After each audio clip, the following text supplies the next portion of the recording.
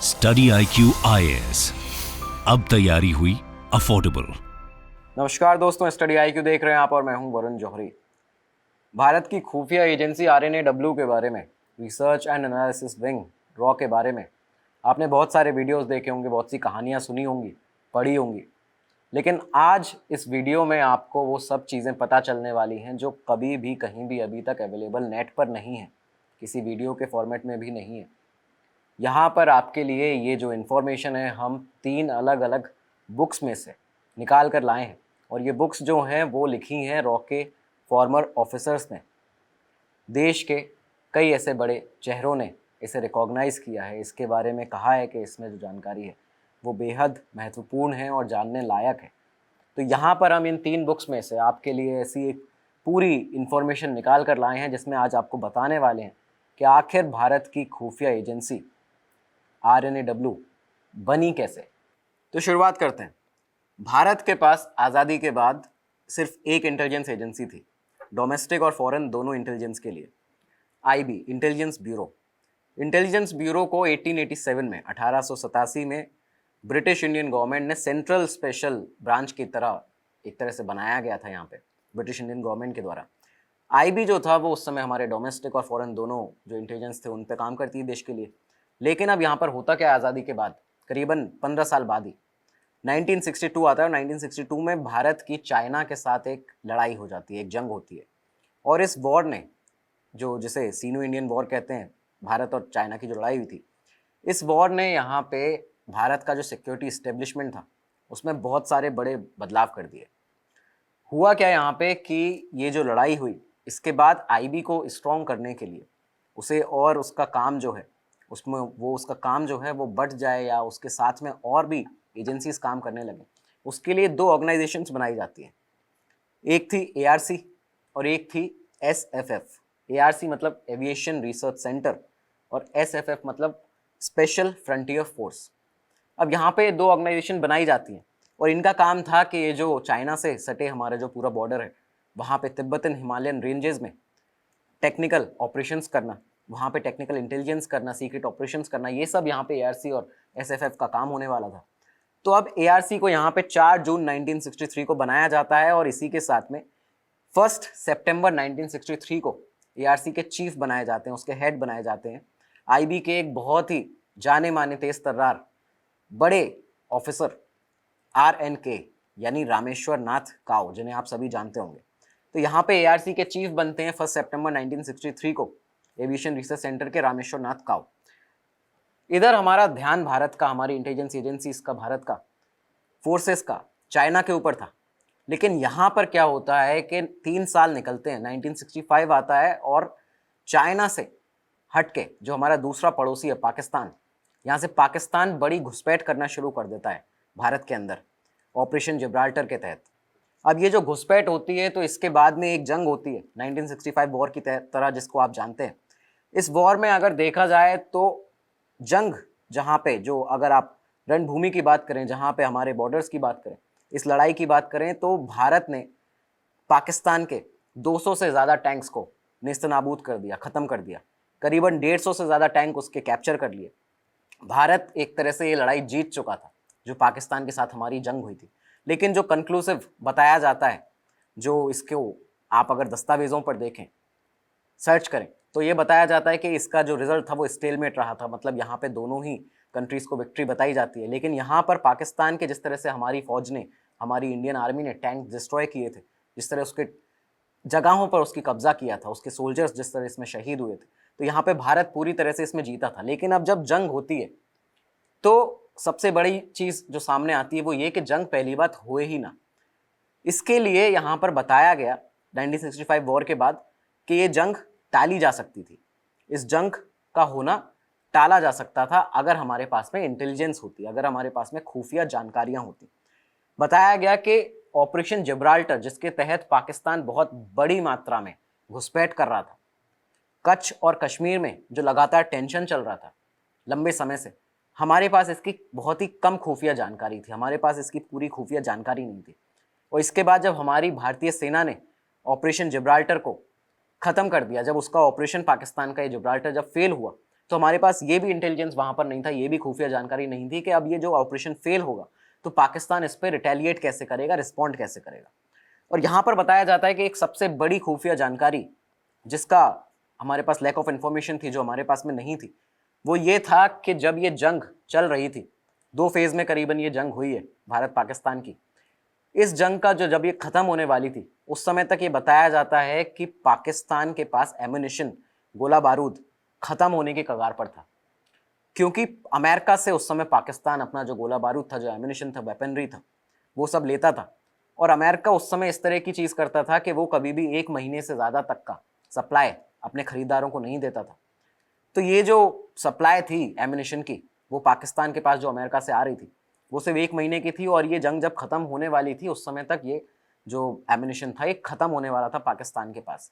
तो ये बताया जाता है कि अगर ये जंग और कुछ दिन चलती तो वैसे तो हम ये जंग जीत ही चुके थे, जो भारत है वो ये जंग जीता है, लेकिन अगर ये जंग कुछ और दिन चलती तो हम दस्तावेज़ों पर पूरी तरह से इस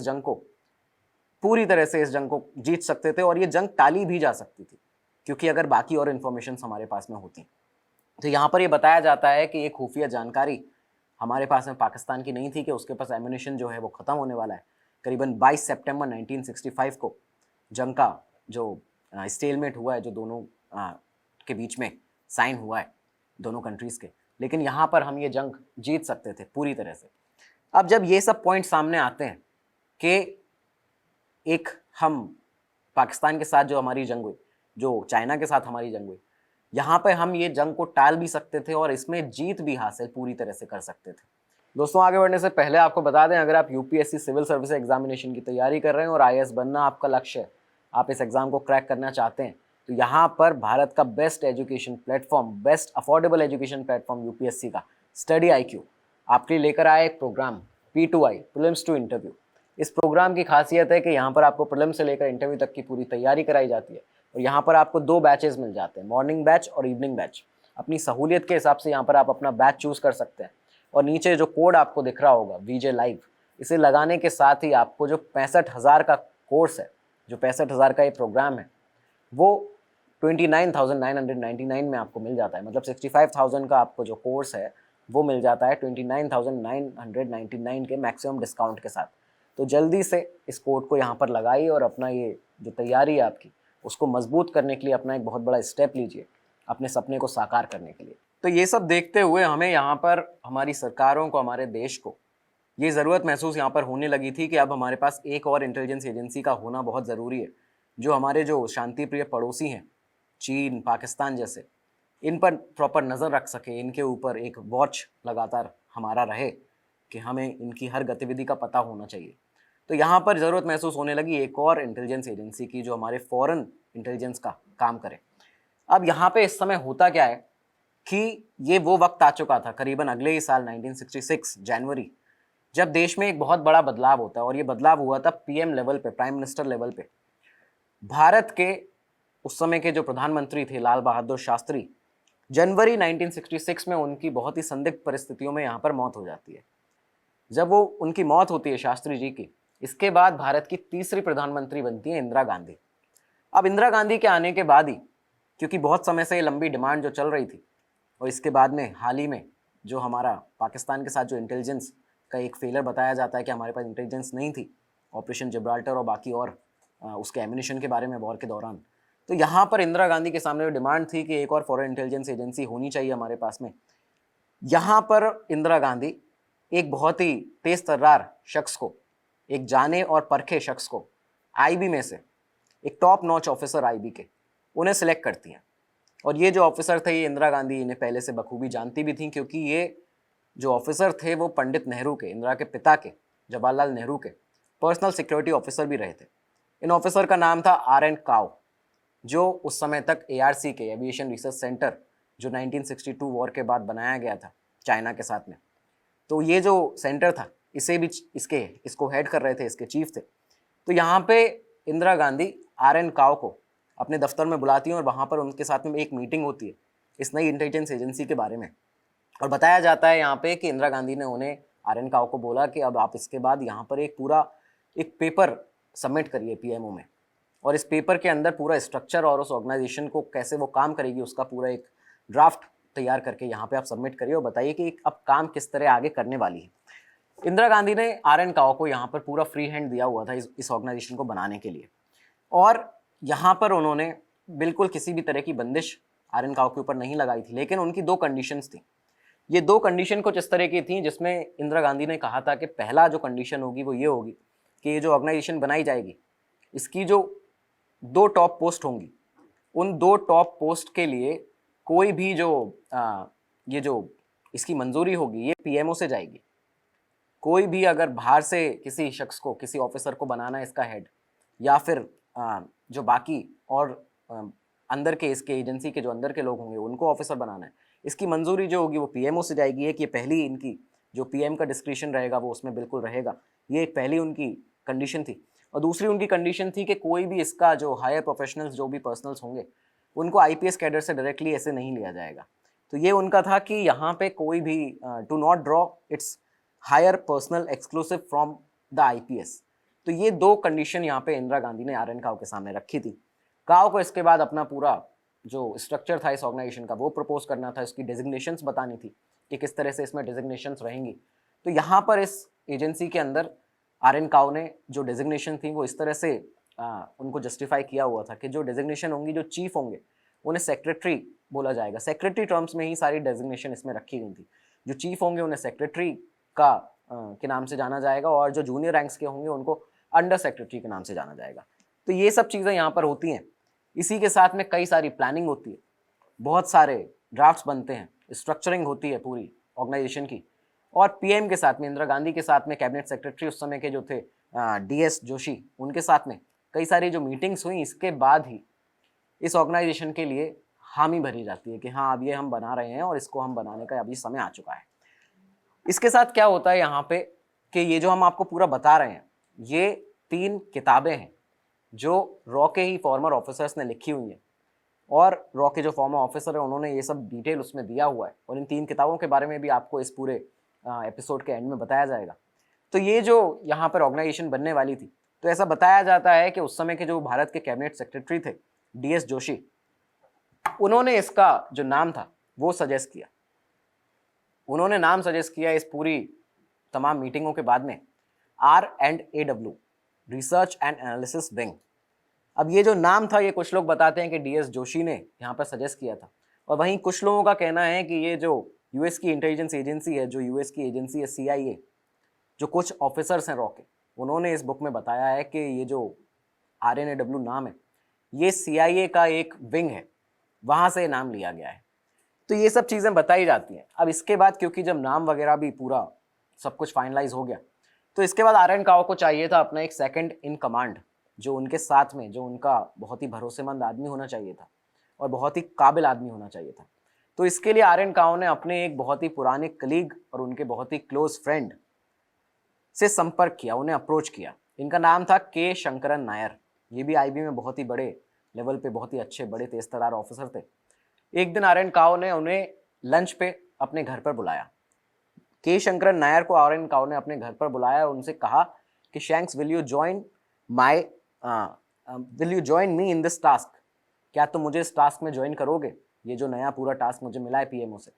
और साथ ही इन्होंने अपना पूरा जो रिसेंट डेवलपमेंट्स थे इस पूरे प्रोसेस में वो सब के शंकरन नायर को बताए, और साथ ही उन्होंने ये भी कहा कि मैं तुम्हें शायद उतनी बड़ी रैंक ना दे पाऊँ इसमें, लेकिन मैं इसके लिए पूरा भरसक प्रयास करूंगा, मैं इसके लिए पूरा ट्राई करूंगा।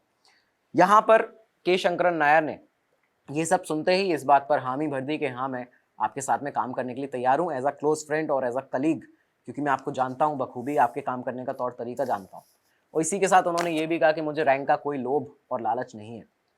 तो अब जब यहाँ पर इस हामी के साथ R&AW को अपने सेकंड इन कमांड मिलते हैं, साथ ही आर.एन. काओ को जो रॉ के पहले चीफ थे, फाउंडर थे, उन्हें अपने सेकंड इन कमांड मिलते हैं के शंकरन नायर। तो इसी के बाद गवर्नमेंट ने, भारत सरकार ने साउथ दिल्ली में R&AW के जो ऑफिसर्स थे, जो कुछ स्टाफ जो उसका बन रहा था, उसके लिए कई सारी जो बिल्डिंग्स थी वो मुहैया कराई। वो बिल्डिंग्स, प्राइवेट बिल्डिंग्स दी जाती हैं साउथ दिल्ली में ये जो रॉ थी उसको। और इसी के साथ में इंदिरा गांधी ने उस समय आर.एन. काओ के लिए साउथ ब्लॉक में, दिल्ली में ही साउथ ब्लॉक में एक उनका पर्सनल एक बिल्डिंग उनके लिए दी, जो उनका खुद का पूरा ऑफिस हुआ करता था। तो आर्यन काओ के पर्सनल जो उनके ऑफिशियल वर्क्स थे, उनके लिए साउथ दिल्ली के अंदर इंदिरा गांधी ने साउथ ब्लॉक में एक बिल्डिंग दी, और यहाँ पे इसी तरह से उनको फ्री हैंड दिया गया पूरा अपना पूरा काम करने के लिए, पूरा का पूरा इस ऑर्गेनाइजेशन को आगे बढ़ाने के लिए। इंदिरा गांधी ने एक तरह से उनका इनिशिएटिव माना जाता है रॉको, पीएम इंदिरा गांधी का, क्योंकि जिस तरह से उन्होंने एक हरी झंडी दे दी थी इस इंटेलिजेंस एजेंसी को बनाने के लिए आर्यन काओ को, और जिस तरह से इसका जो फास्ट ट्रैक एकदम काम हुआ इस शुरुआत में, तो उसके लिए इंदिरा गांधी को एक बहुत बड़ा उनका बड़ा रोल इसमें माना जाता है। और इसी के साथ यहाँ पर 21 सितंबर 1968 21 सितंबर 1968 को भारत की जो एक अकेली प्राइमरी इंटेलिजेंस एजेंसी होती थी, जो इंडिया की पहली इंटेलिजेंस एजेंसी थी, आईबी इंटेलिजेंस ब्यूरो, वो यहाँ पर दो हिस्सों में डिवाइड हो जाती है। 21 सितंबर 1968 को यहाँ पर रॉ बनाया जाता है, रिसर्च एंड एनालिसिस विंग बनाई जाती है, जिसका काम था फॉरेन और आपके जो बाहर विदेशों के जो इंटेलिजेंस है उसे गैदर करना। और यहाँ पर आईबी का अब काम हो गया था जो डोमेस्टिक जो इंटरनल सिक्योरिटी है, जो डोमेस्टिक इंटेलिजेंस है, उसे गैदर करना। तो इसी के साथ यहाँ पर आईबी के इंटेलिजेंस ब्यूरो के 200 ऑफिसर्स को लेकर रॉ को बनाया जाता है, रॉ को शुरू किया जाता है। और रॉ को इन ऑफिसर्स को पता था कि इनका जो काम होना है वो फॉरेन इंटेलिजेंस का काम होना है, फॉरेन कंट्रीज़ में स्पाइंग करनी है, वहाँ पे जाके काम करना है, तो ये सब इन्हें पता था। साथ ही आर्यन काओ जो रॉ के पहले चीफ थे, उन्हें भी ये पता था कि ये लोग फेल होना अफोर्ड नहीं कर सकते, इन्हें इसमें कामयाब होना ही पड़ेगा। अब यहाँ पर RNAW को इसका पहला कैडर भी मिलता है, खुद का कैडर। अब रॉ के पास अपना खुद का कैडर था, उन्हें आईबी से ऑफिसर्स अलग से उस तरह से नहीं लेने थे, तो RNAW का यहाँ पे खुद का कैडर बनाया जाता है, RAS, research and analysis services. RAS ये जो कैडर था, इसका पहला बैच निकलता है 1971 में, और 1971 में ये जो बैच निकला RAS का, ये वो ऑफिसर्स थे जिनको लिया गया था, जिनको एक तरह से उनको सिलेक्ट इस तरह से किया गया था, एक रिटन एग्जाम होता था, उसके साथ में जो स्पाइंग ट्रेड क्राफ्ट होता है, जो स्पाई ट्रेड क्राफ्ट जिसे कहते हैं कि खुफिया जो आपकी स्किल है वो किस तरह की है, आपकी स्पाइंग स्किल कैसी है, ये सब परखने के बाद में, एक रिटन पूरा टेस्ट लेने के बाद में इन ऑफिसर्स को आगे निकाला जाता था इसमें। साथ ही ये जो ऑफिसर होते थे, एक तरह से पूरा कहा जाए कि रॉ टैलेंट होते थे। ये जो प्रोसेस था इस कैडर में सिलेक्ट होने का, ये पूरी तरह से आईबी से, इंटेलिजेंस ब्यूरो से अलग था। इंटेलिजेंस ब्यूरो में क्योंकि आईपीएस जो ऑफिसर्स होते थे, उनसे वहाँ से सिलेक्ट करके ऑफिसर को लिया जाता था, लोगों को लिया जाता था जो आईपीएस होते थे वहाँ से। लेकिन रॉ का पूरा प्रोसेस लोगों को सिलेक्ट करने का टोटली अलग था। यहाँ पर एक रिटन टेस्ट और उसका स्पाई ट्रेड क्राफ्ट जो होता है उसको परखने के बाद लोगों को सिलेक्ट करते थे।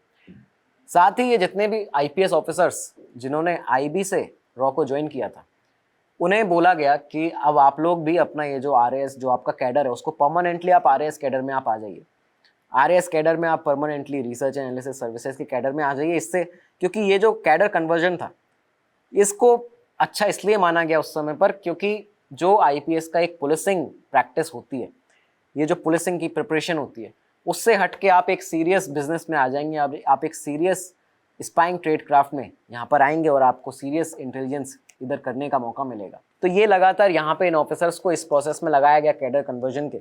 इसी के साथ आईपीएस ऑफिसर्स जिन्होंने रॉ को ज्वाइन किया था आईबी से, उन्हें फॉरेन पोस्टिंग्स पर भेजा गया, उन्हें अलग अलग कंट्रीज़ में पोस्टिंग्स पर भेजा गया। साथ में इनके नाम चेंज किए गए, इनके आइडेंटिटीज़ चेंज की गई, क्योंकि इनके नाम चेंज करने ज़रूरी थे कि फॉरेन मिशंस में कोई भी दूसरी एजेंसी का आदमी इन्हें पहचान सकता था, क्योंकि इनके जो सिविल सर्विसेज के जो इनकी लिस्ट थी उसमें सेम नाम होता तो वहाँ से निकाल के पहचाना जा सकता था, इसलिए इनके सबके नाम चेंज किए गए। साथ ही इनकी जो फैमिलीज़ थी जो इनके साथ में गई थी, उन फैमिलीज़ के भी नाम चेंज किए गए। इन नए रॉ रिक्रूट्स को, ये जो नए लोग थे रॉ के, इन्हें 4 साल की करीबन ट्रेनिंग दी गई, उसके लिए उनके लिए असाइन किया गया इस 4 साल की ट्रेनिंग के लिए। साथ ही इन्हें उस बीच में एक बहुत ही स्ट्रैटेजिकल इम्पोर्टेंट लैंग्वेज में स्पेशलाइजेशन इनका होना बहुत ज़रूरी था, और ये लैंग्वेजेस थी चाइनीज़। इनमें से किसी भी एक लैंग्वेज में इन्हें बिल्कुल इसका जीनियस होना चाहिए था, इसमें स्पेशलाइजेशन की होनी चाहिए थी। Chinese, Russian, German, Arabic, Urdu, Polish और सिनहैलिस। तो ये लैंग्वेजेस थी जिसमें इन सब में से किसी एक में इन्हें अव्वल होना था। साथ ही 4 साल की ट्रेनिंग के लिए असाइन कर लिया गया था। पहले इन ऑफिसर्स को ट्रेन किया गया जो कम्युनिस्ट एक तरह से इन्फ्लुएंसर्स थे, अलग अलग कंट्रीज़ के, चाइना के, सोवियत यूनियन के, अफगानिस्तान के। इन लोगों को टारगेट करने के लिए, इन्हें पहचानने के लिए, जो कम्युनिस्ट इन्फ्लुएंसर्स वहाँ पे थे। इसके साथ ही इन्हें कमांडो ट्रेनिंग दी गई, इन्हें एक्सप्लोसिव की ट्रेनिंग्स दी गई। स्पाई क्राफ्ट क्या होता है, खुफिया जो विभाग होता है वो काम कैसे करता है, इसकी ट्रेनिंग दी गई। पहाड़ों पर चढ़ने की ट्रेनिंग दी गई। साथ ही RNW ने अपने अलग अलग ऑफिसेज भी ओपन किए इस बीच में, अलग अलग बॉर्डर स्टेट्स पे, भारत के अंदर बॉर्डर स्टेट्स जैसे उत्तर प्रदेश, आपका राजस्थान, बिहार, बंगाल, जम्मू कश्मीर, असम, इन जगहों पे अलग अलग ऑफिसेज ओपन किए। जिस तरह से जैसे लखनऊ में जो ऑफिस ओपन हुआ तो उसका काम होता था, वहाँ पे जो लोग होंगे उनका RNW के, उनका काम होता था नेपाल पे, चाइना पे नज़र रखना। और जो जम्मू कश्मीर में ऑफिस होता था उसका काम होता था पाकिस्तान से इंटेलिजेंस को गैदर करना। तो इस तरह से लगातार अलग अलग इनकी ड्यूटीज़ इन्हें अलॉट की गई। साथ में यहाँ पे ट्रेनिंग दी गई कोड लैंग्वेजेस की, कोड लैंग्वेज की ट्रेनिंग देना, एक्सप्लोसिव को असेंबल करना और डिसमेंटल करना, कैसे किस तरह से ये सब काम करेगा, इसकी ट्रेनिंग दी गई। साथ में इन्फॉर्मर्स को कैसे रिक्रूट करते हैं, अपने सोर्सेस कैसे बनाते हैं, इस चीज़ की भी ट्रेनिंग इन लगातार सालों में इन्हें दी जा रही थी। RN काओ ने इस समय, ये जब समय चल रहा था करीबन रॉ के बनने के बाद 68 के बाद 71 तक का, इसके बाद भी RN काओ ने अलग अलग जगह जाके देश भर में पैरामिलिट्री फोर्सेस में, उनके ट्रेनिंग कैंप्स में जाके, सिविल सर्विसेज के, UPSC के जो कैंडिडेट निकलते हैं उनके ट्रेनिंग कैंप्स में जाके, उनकी अकेडमीज़ में जाके वहाँ पर मैन हंट किया। उन्होंने बहुत सारे लोगों को ऐसे सिलेक्ट किया जो ये जो स्पाइंग स्किल्स होती हैं उसमें सक्षम हो, ऐसा कुछ करने में सक्षम हो, अव्वल हो। ऐसे लोगों को उन्होंने लगातार यहाँ पे सिलेक्ट करना शुरू किया। अब इस बीच सब कुछ सही चल रहा था, ये सब चीज़ें आप देख रहे होंगे कि सब कुछ अच्छा चल रहा है, रॉ शुरू हो चुका है, RN काओ अपना काम कर रहे हैं, बाकी सब लोग अपने काम में लगे हैं, फॉरेन मिशंस पर लोगों को भेजा जा रहा है। लेकिन 1977 आता है और भारत के चौथे प्राइम मिनिस्टर बनते हैं मोरारजी देसाई। अब भारत के यहाँ पे जब चौथे प्राइम मिनिस्टर बनते हैं 1977 में मोरारजी देसाई, इस समय तक रॉ के अंदर RNAW के अंदर करीबन 5000 लोग पेरोल पर काम कर रहे थे। जो उनका जो स्टाफ था रॉ का वो 5000 लोगों का था। मोरारजी देसाई ने 77 में रायसीना हिल्स पहुँचते ही, अपने दफ्तर में पहुँचते ही सबसे पहला जो उनका काम था, वो जो उन्होंने किया, जो बताया जाता है वो ये था कि जो एजेंट्स थे, जो रॉ एजेंट्स थे, ऑफिसर्स थे, उन्हें ऑफिस से अटैच कर दिया, उन्हें ऑफिस तक सीमित कर दिया, उन्हें इस तरह से बाध्य कर दिया कि वो कहीं बाहर मिशन पर जा ही ना पाए। उनका पोटेंशियल, जो उनका जो पॉलिटिकल इन्फ्लुएंस था, उसे रिड्यूस करने के लिए ऐसा बताया जाता है कि मोरारजी देसाई जो एक सोशलिस्ट, एक PM थे, उन्हें ये लगता था कि रॉ का इस्तेमाल, RNAW के ऑफिसर्स का इस्तेमाल पॉलिटिकल इन्फ्लुएंस के लिए इंदिरा गांधी ने किया है, अपने अपोजिशन पार्टी को हराने के लिए किया है, उसके लीडर्स को डराने धमकाने के लिए किया है। तो ये उन्हें लगता था हमेशा से, और हमेशा वो मीटिंग्स में भी, जब भी रॉ के ऑफिसर्स के साथ उनकी मीटिंग होती थी तो वो हमेशा यही कहते थे कि आप लोगों ने, उनको ब्लेम करते थे, एक तरह से आरोप लगाते थे कि आप लोगों ने अपोजिशन पार्टीज़ के लीडर्स को डराया धमकाया, इमरजेंसी के टाइम पे इंदिरा गांधी की मदद की है और पॉलिटिकली उनके लिए बहुत सारा काम किया है। और यहीं उस मीटिंग के अंदर रॉ के जो ऑफिसर होते थे वो ये बोलते बोलते थक जाते थे मोरारजी देसाई को कि हमारे मैंडेट में ही नहीं है इंटरनल देश के अंदर काम करना, हमें देश के बाहर फॉरेन कंट्रीज़ में काम करने के लिए हमें बनाया गया इस ऑर्गेनाइजेशन को। लेकिन मोरारजी देसाई उनकी एक भी नहीं सुनते थे। और इसी के साथ हुआ कुछ ऐसा कि RN काओ को और उनके सेकंड इन कमांड के शंकरन नायर को मोरारजी देसाई और इस पार्टी की, इस पूरी पॉलिटिकल प्रेशर के चलते यहाँ पर अपने जो पद थे, जो उनकी डेजिग्नेशन थी, जो उनकी RNAW में पोजीशन थी, उसको छोड़ना पड़ता है। यहाँ पर RNAW को के शंकरन नायर ने और RN काओ ने छोड़ा। इसी के साथ रॉ के बहुत से बड़े जो मेजर ऑपरेशन उस समय जो चल रहे थे, जो रिक्रूटमेंट्स चल रहे थे देश भर से, उन पर हॉल्ट लग जाता है, उन पर पूरी तरह से एक आप मानिए कि वो रुक गए, आगे कुछ काम हो ही नहीं पाया, बंद हो गया। कोवर्ट ऑपरेशन जितने हमारे चल रहे थे उस समय बाहरी देशों में, वो सारे सस्पेंड करने पड़े, और इसी के चलते कई सारे ऐसे रॉ ऑफिसर्स थे जो बाहर के देशों में हमारे फंस गए। वो वहाँ से उन्हें कभी वापस नहीं बुलाया गया उस समय, क्योंकि जो यहाँ पर उनके हैंडलर्स थे वो इसमें नाकाम थे, उन्हें इसकी परमिशन नहीं दी जा रही थी कि आप बाहर के देशों में कोई भी इस तरह का ऑपरेशन कर पाएँ। तो यहाँ पे इस तरह से रॉ के ऊपर एक दबाव उस समय बनाया गया। बनने के बाद ही करीबन 10 सालों के अंदर में इस तरह के कुछ दिन रॉ को देखने पड़े, जब सब कुछ ठीक चल रहा था, वहाँ पे आके एक पीएम ने इस तरह से उस पर बंदिशें लगा दी कि रॉ अपने काम को करने में उस समय सक्षम ही नहीं था।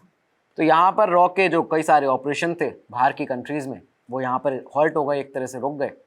लेकिन देसाई ने इसके बाद में, मोरारजी देसाई ने एक अच्छा काम जो किया था वो ये था कि उन्होंने एनएफ संतूक को रॉ का उस समय इंचार्ज बना दिया।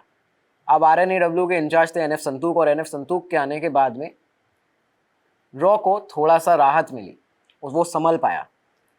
लेकिन यहीं से अब कुछ साल ये निकलते हैं, 2-3 साल करीबन निकले, और 1980 में एक बार फिर से जब इंदिरा गांधी देश की प्रधानमंत्री बनी तो रॉ को पूरी तरह से राहत मिलती है, क्योंकि इसके बाद अब उसका जो मैंडेट था, जो उसका काम था, वो दोबारा शुरू कर सकता था।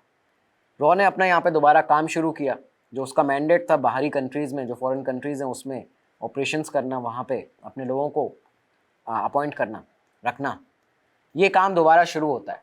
लेकिन आप ये देखिए कि इस काम को फिर से दोबारा से ट्रैक पर लाने में, पूरी तरह जैसे ये पहले काम कर रहा था उस तरह से करने में करीबन रॉ को 4 साल लग गए। 84 तक आते आते रॉ दोबारा अपने पूरे फुल फॉर्म में आ पाया था काम करने के, जो एक बार 1977 में मोरारजी देसाई के आने के बाद रॉ को झटका लगा था, उससे वो उभर पाया करीबन 1984 तक। तो ये एक इस तरह का एक दबाव था जो रॉ पर बना। अब जब अक्टूबर 1984 में अगले प्राइम मिनिस्टर आते हैं, अगले प्रधानमंत्री आते हैं देश के, राजीव गांधी। इंदिरा गांधी की यहाँ पर मौत हुई 84 में, और इसके बाद राजीव गांधी को देश की कमान संभालनी थी। राजीव गांधी आए और इस समय रॉ ने अक्रॉस द ग्लोब, मतलब पूरे दुनिया भर से कई सारी एक्शनेबल इंटेलिजेंस प्राइम मिनिस्टर को प्रोवाइड की। यहाँ पे भारत के पास कई सारी इंटेलिजेंस लगातार आने लगी थी हमारी कंट्री, नेबरिंग कंट्रीज से भी। लेकिन और जो राजीव गांधी थे वो इन सब से खुश भी थे, रॉ के इस काम से वो खुश थे, लेकिन उन्हें चाइना से एक अजीब तरह का डर था।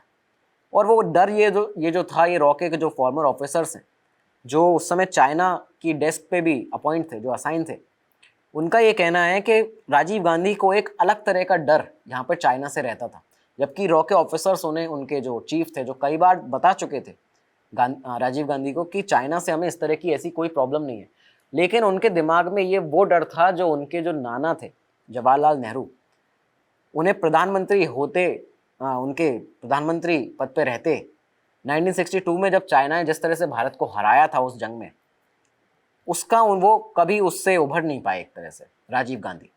तो उन्हें इस बात का बहुत ज़्यादा लगातार डर बना रहता था कि चाइना कभी कुछ कर ना दे। तो ये बात बताते हैं रॉ के जो पुराने ऑफिसर्स थे, और यहाँ पे वो ये भी बताते हैं कि राजीव गांधी इस बात से इस तरह नहीं उभर पा रहे थे कि जब 1988 में दिसंबर में चाइना के जो सेंट्रल मिलिट्री कमीशन है, चाइना की सेंट्रल मिलिट्री कमीशन के चेयरमैन से मिलते वक्त डेंग जियापिंग, तो डेंग जियापिंग से मिलते वक्त राजीव गांधी इस तरह से उनसे मिले थे कि जैसे कोई बच्चा अपने स्कूल के प्रिंसिपल से मिलता है। तो इस तरह का उनको चाइना से डर था। बाकी कंट्रीज़ के ऊपर रॉ जिस तरह भी काम कर रहा था, लेकिन वो हमेशा चाइना का जब भी कोई मुद्दा आता था, कोई मसला आता था, तो वो उसमें सहम से जाते थे, ये बताया जाता है।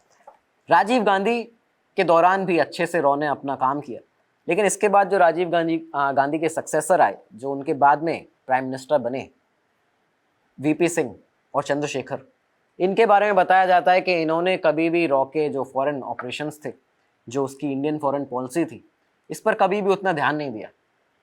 रॉ के कुछ ऑफिसर्स ऐसे हैं जो बताते हैं कि इन दोनों ही जो लीडर थे, ये अपनी पॉलिटिकल लेगेसी को अपनी राजनीतिक जो इनकी महत्वाकांक्षाएं थी, जो इनकी लेगेसी थी, उसके लिए ये ज़्यादा चिंतित रहते थे। इन्होंने कभी भी इंडिया फॉरेन कंट्रीज़, जो इंडियन की फॉरेन कंट्रीज़ थी, इंडिया की जो नेबरिंग कंट्रीज़ थी, उनके ऊपर कभी भी उस तरह से ध्यान नहीं दिया, कभी फॉरेन पॉलिसीज़ के ऊपर ध्यान नहीं दिया। 1968 से ही लगातार जब से रॉ काम कर रहा था, इसमें मेल फीमेल दोनों तरह के ऑफिसर्स काम करते। पहले जो फीमेल ऑफिसर्स थी उनका काम रहता था इकोनॉमिस्ट का, आपके जो ऑफिसर्स को रिक्रूट करना, इस तरह के काम, पॉलीग्राफी का काम रहता था, ठीक है, एनालिस्ट का काम दिया जाता था उन्हें। लेकिन टाइम के साथ साथ आज के टाइम पे जो हमारे रॉ की जो फीमेल ऑफिसर्स हैं वो साइबर सिक्योरिटी एक्सपर्ट हैं, वो एचआर डेजिग्नेशंस पे हैं, वो काम करती हैं लोगों को हायर करने का, एचआर स्पेशलिस्ट हैं, इंटेलिजेंस ऑपरेटिव हैं, काउंटर इंटेलिजेंस ऑपरेटिव्स हैं। तो ये लगातार मेल फीमेल दोनों कैंडिडेट रॉ के अंदर काम करते हैं।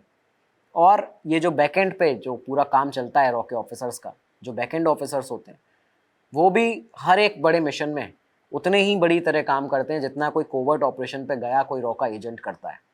तो ये सब चीज़ें लगातार चलती हैं। इसी के साथ एक और किस्सा है 1999 का, कारगिल वॉर का।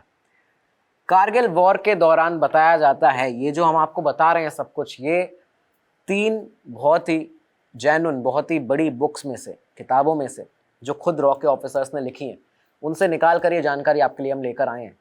और इन तीनों का आपको बाद में नाम भी इसमें बताया जाएगा, इस एपिसोड के एंड में सोर्सेज बताए जाएंगे।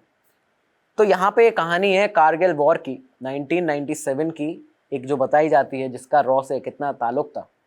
ये बताया जाता है कि रॉ के 80 ऑपरेटिव्स कारगिल वॉर में गए हुए थे और इस वॉर के दौरान उन्होंने भरपूर अपना एकदम साहस के साथ में लड़ाई लड़ी है, जंग लड़ी है, जिसमें वो शहीद हो गए। बताया जाता है कि जब कारगिल वॉर के हीरोज़ को देश में प्रधानमंत्री अवार्ड दे रहे थे, जब उनको मेडल्स मिल रहे थे, तो ये सब देखने के बाद, दूरदर्शन पर, टीवी पर ये सब देखने के बाद, रॉ के जो ऑफिसर्स थे वो अपने ऑफिस में बहुत ज़्यादा इमोशनल हो रहे थे, क्योंकि उन्होंने भी अपने करीबन 80 साथियों को इसमें खोया था। इसी के साथ यहाँ पे हुआ क्या कि एक ऑफिसर ने उसमें से रॉ के एक मैसेज भेजा। उन्होंने ये स्टेप लिया कि ये जो हमारे जो ऑफिसर्स हैं, जो हमारे कलीग्स शहीद हुए हैं, रॉ के जो ऑफिसर शहीद हुए हैं, इन लोगों को भी इसका एप्रिसिएशन जो है, जो उन्हें रिकॉग्नाइज करना चाहिए, उन्हें एक्नॉलेज करना चाहिए, वो इनको मिलना चाहिए, वो उनका हक है अगर वो शहीद हुए हैं तो।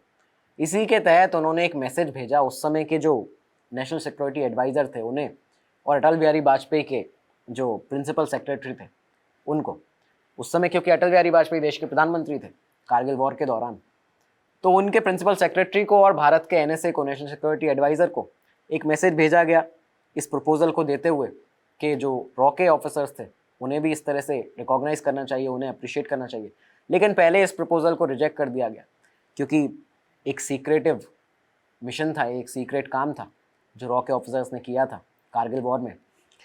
लेकिन जब ये बात अटल बिहारी वाजपेयी को, उस समय के प्रधानमंत्री को, पता चलती है, तो इसके बाद अटल बिहारी वाजपेयी ने रॉ के कुछ बहुत बड़े ऑफिसर्स को अपने 7 RCR में, 7 रेस्कोर्स रोड में, प्रधानमंत्री के बंगले में बुलाया और वहाँ पर करीबन 18 ऑफिसर्स के नाम बड़ी ज़ोर से पुकारे गए, उनके नाम लिए गए, उनके जो कंट्रीब्यूशन थे, जो उनका बलिदान था, उनकी जो पूरी लेगेसी, उनकी स्टोरी थी, उनकी परफॉर्मेंस थी, उसको पढ़ा गया, उसे बोला गया। और इसी के साथ यहाँ पे ये हिस्ट्री में, इतिहास में पहली बार हो रहा था कि रॉ के जो शहीद थे उन्हें स्पेशल मेडल्स दिए गए, उन्हें खास मेडल इसमें दिए गए, इस पूरे प्रधानमंत्री के कमरे में, उस बंद कमरे के अंदर 7 RCR के, यहाँ पर मेडल्स दिए जाते हैं। ये पूरा इवेंट वहाँ पर होता है, कोई भी खबर नहीं निकली, किसी को भी इसके बारे में बताया नहीं गया, कोई भी फोटोग्राफ रिलीज़ कभी नहीं किया गया। और इसी के साथ ही जब यहाँ पर मेडल वगैरह सब कुछ हो गया, तो हमारे जो रॉ के जाबाज अफसर थे, बड़े अफसर थे, जिनसे प्रधानमंत्री उस दिन मिले थे अटल बिहारी वाजपेयी, वो दोबारा से अपने काम पर लग जाते हैं। तो इस तरह से यहाँ पर भारत की जो खुफिया इंटेलिजेंस एजेंसी है raw, RNAW, research and analysis wing, वो काम करती है। और ये जो पूरी इन्फॉर्मेशन आपको इस एपिसोड में मिली है, उसके सोर्सेज ये 3 किताबें हैं, ये जो रॉ के फॉर्मर ऑफिसर्स रहे हैं उन्होंने लिखी है। पहली किताब है मिशन RNAW, RK यादव जो फॉर्मर रॉ ऑफिसर रहे उन्होंने लिखी है।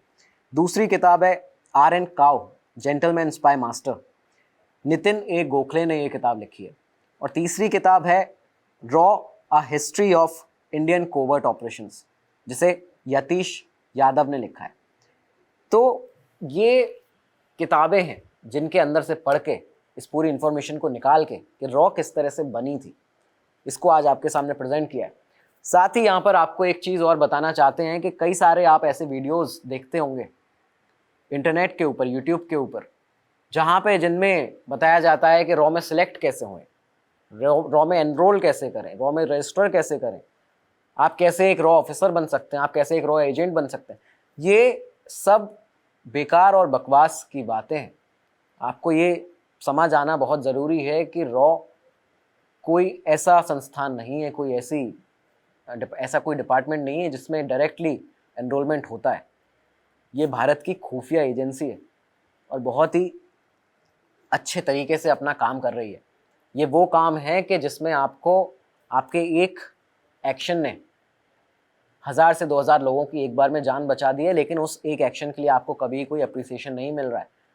आप खुद से सोच के देखिए, आपने कोई काम किया, अगर आपने 2 लोगों को भी बचाया है तो आप चाहते हैं कि उसका आपको अप्रिसिएशन मिले यहाँ पे, लेकिन रॉ के ऑफिसर्स, हमारे जो जांबाज एजेंट्स हैं, उनके एक एक्शन से, उनके एक रिएक्शन से हज़ारों लोगों की जान बच जाती है। हज़ारों लोग यहाँ पर देश में सेफ रहते हैं, सुरक्षित रहते हैं। हमारे देश की कई बड़ी गतिविधियाँ, कई बड़ी एक्टिविटीज़ सुरक्षित ढंग से हो जाती हैं, लेकिन उसके लिए उन्हें कोई भी उस तरह का एप्रिसिएशन नहीं मिलता है, कभी भी उनका नाम बाहर नहीं आता है। लेकिन फिर भी वो देशभक्ति इस तरह की है कि वो लगातार काम कर रहे हैं। तो इस तरह का कोई भी रिक्रूटमेंट प्रोसेस रॉ का इस तरह का नहीं होता है कि आप कोई फॉर्म फिल करेंगे और आपका उसमें सिलेक्शन होगा। ये सीक्रेट एजेंसी जिस तरह से काम करती है वो अपना काम करती रहेगी और वो लगातार उन लोगों को सिलेक्ट करती रहेगी जिनकी उनको ज़रूरत होगी। लेकिन इस तरह के वीडियोस एक तो बनाइए भी मत और इन्हें सीरियसली कभी मत लीजिएगा जो इस तरह की बातें करते हैं वीडियोस में। तो खैर, ये था हमारा आज का एपिसोड। उम्मीद है आपको ये एपिसोड बहुत पसंद आया होगा। अपने कमेंट्स में अपने जो आपके टॉपिक्स हैं अगले वीडियोस के, वो ज़रूर बताइएगा। हम आपके लिए टॉपिक्स अलग लेकर आते रहेंगे। तब तक के लिए दीजिए इजाज़त। नमस्कार, धन्यवाद, जय हिंद। स्टडी IQ IAS, अब तैयारी हुई अफोर्डेबल।